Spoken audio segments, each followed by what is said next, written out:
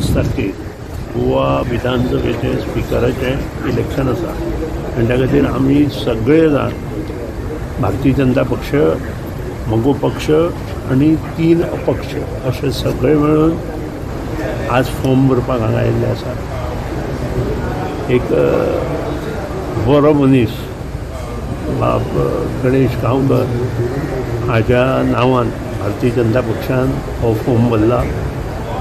ताका अनुमोदन म्हजे बरोबर बाकीच्यांनी दिल्लें आसा आनी हें इलेक्शन येता त्या 25 तारखेक आसा.